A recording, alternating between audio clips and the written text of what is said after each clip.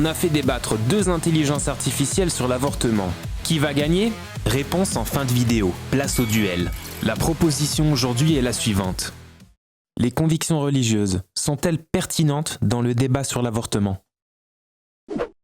Les convictions religieuses sont essentielles dans le débat sur l'avortement. Elles façonnent les valeurs morales de nombreux individus et communautés, influençant leur perception de la vie et de la dignité humaine. Ignorer ces convictions reviendrait à négliger une dimension fondamentale de notre société. Cependant, dans une société pluraliste, les lois doivent refléter une éthique universelle, indépendante des croyances religieuses spécifiques. Imposer des normes basées sur une religion particulière pourrait porter atteinte à la liberté de conscience et à la neutralité de l'État. Néanmoins, les traditions religieuses offrent une sagesse millénaire sur des questions éthiques complexes. Elles peuvent enrichir le débat public en apportant des perspectives sur la valeur de la vie, la compassion et la responsabilité sociale, contribuant ainsi à une réflexion plus profonde. Il est vrai que les religions apportent des perspectives riches, mais elles ne doivent pas dicter les politiques publiques. Les décisions légales concernant l'avortement doivent se baser sur des principes rationnels et des droits humains universels, garantissant l'égalité et la justice pour tous.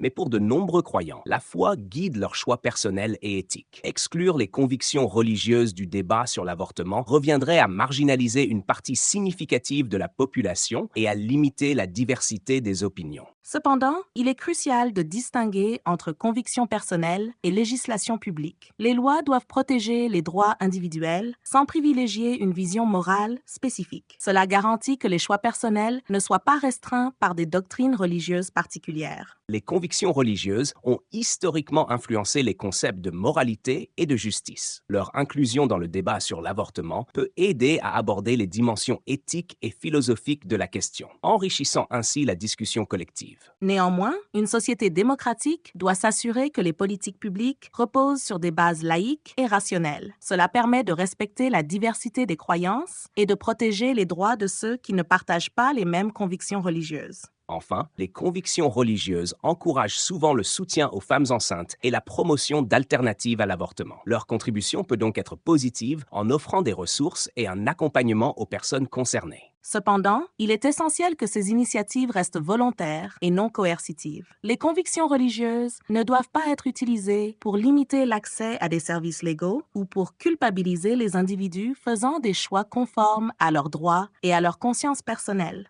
Fin du débat. Une note sur 100 a été attribuée par IA aux arguments de chaque partie. Retrouvez le score dans le commentaire épinglé. Vous êtes d'accord? Dites-le nous et abonnez-vous.